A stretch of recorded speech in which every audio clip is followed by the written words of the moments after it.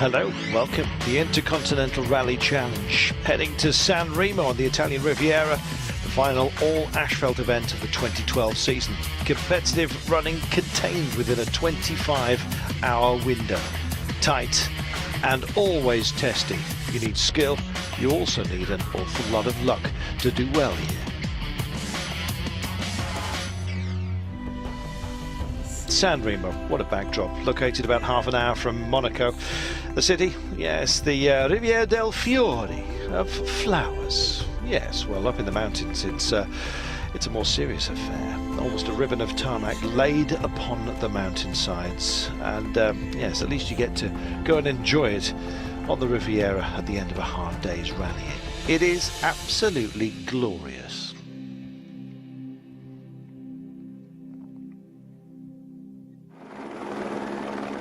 6 stages left to be contested on day 2. Let's have a look at what happened on the opening day, shall we? It was busy. Giandomenico Basso fastest on stage 1 and again on 3, and taking the lead for his M Sport Fiesta team. Genius at work, a lot of local knowledge playing into his hands perhaps. A mixed damp and drying surface, kind of foxed a few. Hit some people in terms of confidence. Not Jan Kopecki, fastest on 2, second overall after stage 3 and 12.7 seconds behind the leader Basso. Looking great, doing superb things with that Fabia S2000. Andriucci, Peugeot 207. No risks, he said. Thinking about the Italian Championship, fighting with Skoda driver Umberto Scandola for that. Third after 3 stages, 14.2 seconds behind Basso. Oof. Well, that's Paolo Andriucci. This is Umberto Scandola. That crash into the guardrail on 1, punctured 3 times, retired after stage 2. All hopes of the Italian title gone. Oh dear. Fantastic, yes. What about Johannen? Well, the 2012 European champion, taking a safe approach. Yes, also wondering whether it was just a little bit too safe. Hard compound Michelin's compared to the softer compound of his rivals. 4th overall, not looking quite as hot as we thought the Finn might. So heading for Ronde stage 4, 44 kilometres in total, just after 9 p.m. local time, and at this time of year in this part of the world, you know that means darkness. A legendary stage then, all along the crests, and then back into the Vales. 44 kilometres of twisty roads, dry with some damp patches in the dark. On board with Johannen, 14 seconds behind leader Basso at the start of the stage. Trying something in the dark to close the gap. Is the dark the best place to do it? No. Trying too hard, sliding off as you saw. Rolling the car, landed on a small house. Luckily nobody home, but still had to retire. We rolled and ended up over there. Okay, I was pushing a bit more on this stage, trying to catch Basso, and now we ended up over here, so not so good. No. Giandomenico Basso attacking hard in the night stage, but significantly actually staying planted, shall we say. Not on a small house. 20.4 for the 44 kilometre stage. Great time for Giando. I had a small problem with the brake, but I think it's normal. Jan Kopecki, second at the start of the stage, 12.7 seconds behind Basso. 33.9. Losing 12.9 seconds, if you've done your maths, on Basso, who was the fastest again.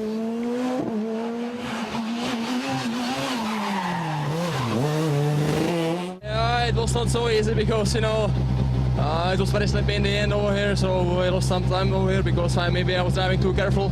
But okay, tomorrow we have 3 stages twice, so it will be still a long rally. Paolo Andreucci controlling things after scandalous trouble. Italian title, absolute priority. Not a great tyre choice for the long stage. Only 6th fastest, losing 1 minute and 5 seconds to Basso, but dropping from 3rd to 6th in the overall standings. But of course, thinking about that national championship title. Oh, he looks upset. Tyres too soft, he said. In the middle part of the stage, it was dry. But we made a safe choice to secure our position. Gives us a smile at the end.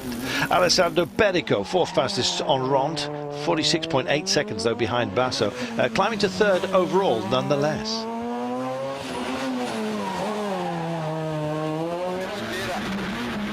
Stefano Albertini in the Peugeot 207, like Perico. Yeah, 5th fastest on the stage, 47.3 behind Basso, but climbing to 4th place overall. Man on a mission.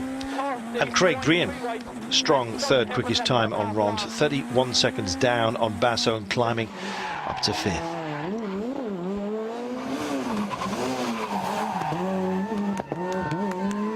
Craig and Paul Nagel looking good. Basso then, nice to see Breen and Nagel on this front sheet of the graphics. Basso topping it out at the moment, 25.6 seconds ahead of Kopecky. Shame about Hannon.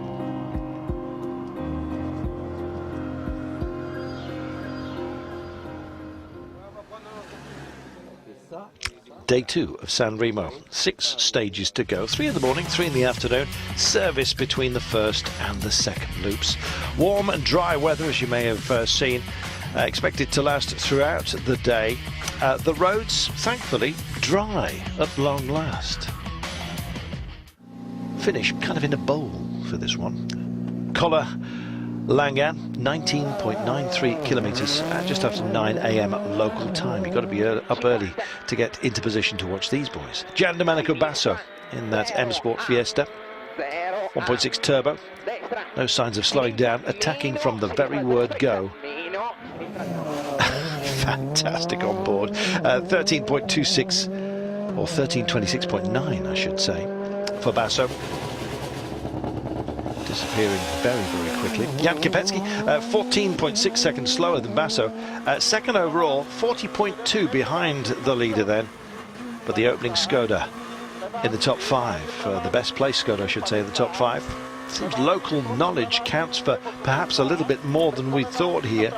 Kopecky doing a marvellous job without that knowledge.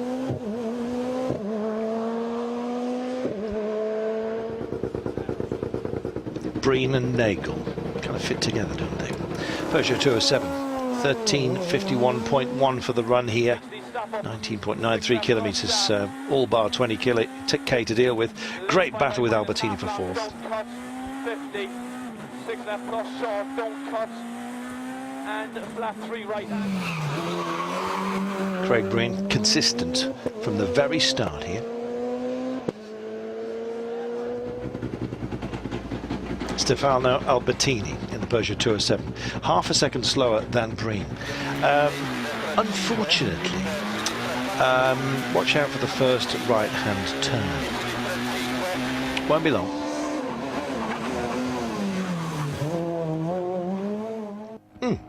Well, he suffered a spin at the first right-hander, tried to get it back into the right direction and moved to 5th, but only 0.1 from Breen, so did rather well, actually containing that. I thought we had pictures, sorry about that. In a minute, we'll be back, of course, here in Italy for the remainder, the run for home at the San Remo.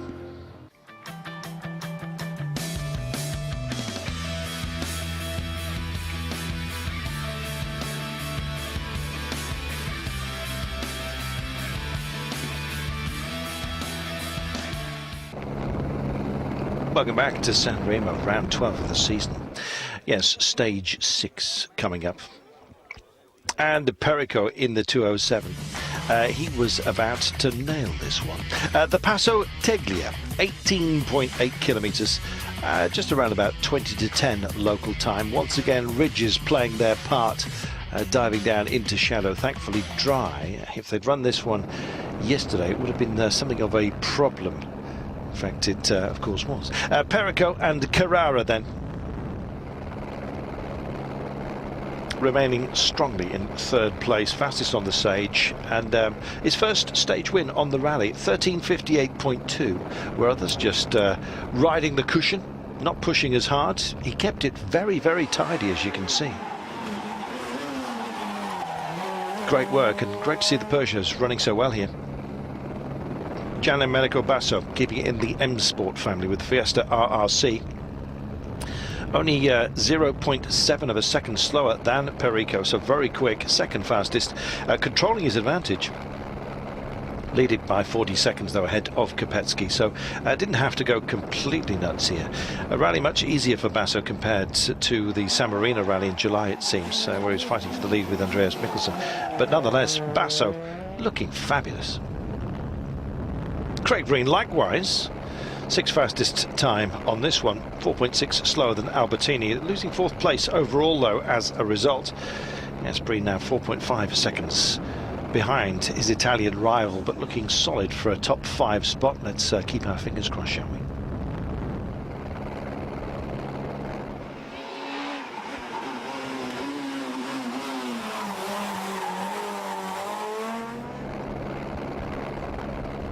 Paolo Andreucci, also in a Peugeot 207, 8th quickest. Safe driving after Scandala's retirement. Doesn't need to push overly hard, and as a result drops to 6 overall. Just has to finish this rally, score one solitary point to be declared 2012 Italian Rally Champion. And believe me, that's a big noise in this parts. Talking about noise, it's what fans turn up for. And the growl of the Renault Megane. Robert Consani, you can hear this one coming from a long way off. Despair, unfortunately, for the Production Cup and IRC two-wheel drive championship leader. Oh dear. Starting that slide, impact at the rear, damaging the rear axle as a result. You can see it's a big handful. Tried to continue, but well, span again. Decided it was better to retire than just cause even more damage and maybe injury. Was second in the Production Cup, fifth in the two-wheel drive before hitting that trouble. The Colla Dogia, dodgy, maybe, 20.73 kilometres, taking this on just after 10:30 in the morning for the openers. Sun-drenched in parts, shaded in others. Well, I say sun-drenched, you can see some shadows. Give me a break. Last stage of the morning before the crews head back to San Remo for that 30-minute regroup and service.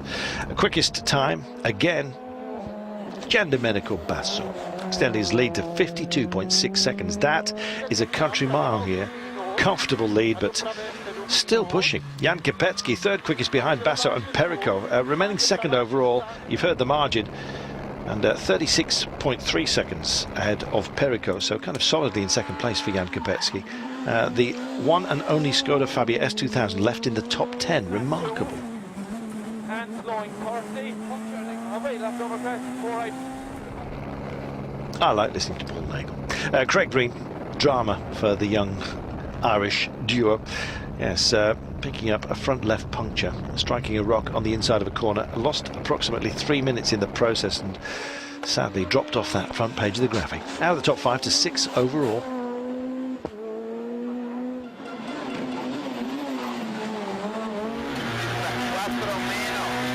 On board with Stefano Albertini. It's loud, fourth quickest. Reports a strange noise, so even louder than it should be. But running a strong fourth spot nonetheless. The engine may be complaining, but well, it was still doing the job.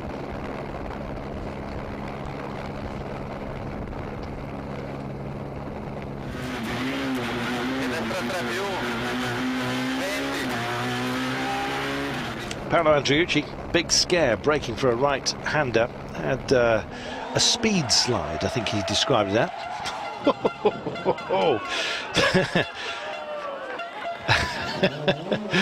Oh dear, memories of Panizzi, but this one wasn't deliberate. Yes, not hitting anything, stalling, getting on with it, sixth fastest and moving ahead of Breen to fifth overall. Great drama, you won't get it in this part of the world. Basso ahead of Kopecky by 52.6 then.